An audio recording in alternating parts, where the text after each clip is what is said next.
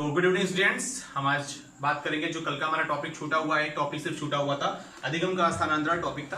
तो सबसे पहले हम जान लेते हैं कि अधिगम का स्थानांतरण क्या होता है।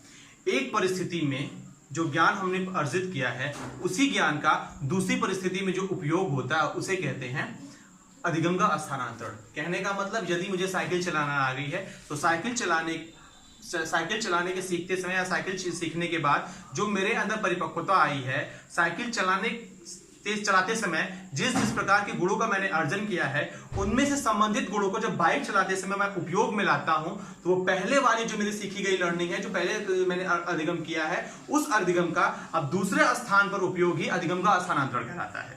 ठीक है, इसमें एक पॉइंट हमारा कल छूटा हुआ था जिसे बोलते हैं द्विकारक अधिगम अंतरण का सिद्धांत, जिसे दिया था स्पीयरमैन ने। सबसे इंपॉर्टेंट पॉइंट और सबसे ही इंपॉर्टेंट सिद्धांत है ये, जो हमें समझना सबसे ज्यादा आवश्यक है कि द्विकारक अधिगम अंतरण का सिद्धांत स्पीयरमैन महोदय, जब ये बुद्धि में हमारा टॉपिक आएगा, इंटेलिजेंस हम पढ़ाएंगे तो उसमें इस टॉपिक को बड़े ही विस्तार से हम समझ पाएंगे, मगर प्रेजेंट टाइम में इस चीज को थोड़े से अंश को समझना बहुत जरूरी है। स्पीयरमैन महोदय जो थे उनका यह मानना था कि एक मानव के मस्तिष्क में दो प्रकार की जो मानसिक स्थितियां हैं, दो प्रकार की क्षमता उपलब्ध होती है। एक होती है जिसे बोलते हैं स्पेसिफिक इंटेलिजेंस, और दूसरी होती है जिसे बोलते हैं जनरल इंटेलिजेंस।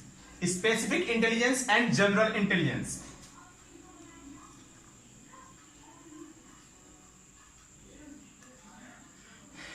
ये एक बिंदु है, इस बिंदु को जरा ध्यान से आप लोग देखिएगा।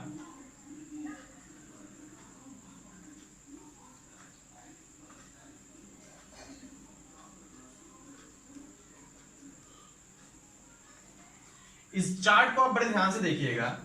जहां पे मैंने सबसे मध्य में जिसे रखा है वो है जनरल इंटेलिजेंस, और इसके चारों तरफ जो उपस्थित है वो है स्पेसिफिक इंटेलिजेंस।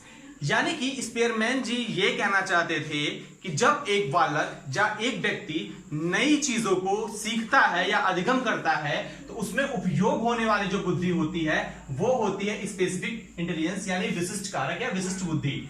नई चीजों को सीखने में उपयुक्त होने वाला जो क्षमता होती है, जो बुद्धि होती है, वो होती है स्पेसिफिक इंटेलिजेंस यानी कि विशिष्ट बुद्धि। और जब वह नया अधिगम हमारे व्यवहार में सम्मिलित हो जाता है, सामान्य रूप से सम्मिलित हो जाता है, तब वह सामान्य बुद्धि यानी कि जनरल इंटेलिजेंस का पार्ट हो जाता है। जो आपकी जो स्पेसिफिक इंटेलिजेंस होता है, ये इसकी जो संख्या होती है इसे आप असंख्य कह सकते हैं। ये अनकाउंटेबल होता है, जिसकी कोई संख्या निर्धारित नहीं होती है। परंतु जो जनरल इंटेलिजेंस है इसकी संख्या निर्धारित होती है। यह मानव के मस्तिष्क में सिर्फ एक होता है, और स्पेसिफिक इंटेलिजेंस विभिन्न प्रकार के होते हैं।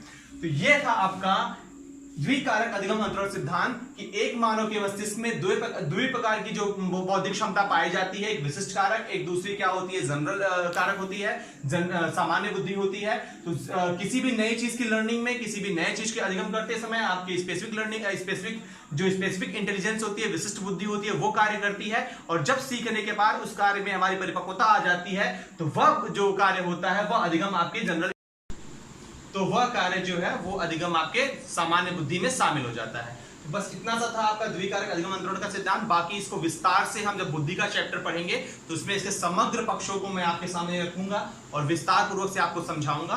तो एक छोटा सा पॉइंट था जो हमने आज कंप्लीट किया। आप सभी से एक रिक्वेस्ट है कि स्पेशल एजुकेशन बीएड और डीएड के संपूर्ण कोर्स को पाने के लिए आप हमारे एकलव्य एजुकेशन के ऐप को डाउनलोड कर सकते हैं, जिसका लिंक आपको हमारे डिस्क्रिप्शन बॉक्स में आपको अवेलेबल है।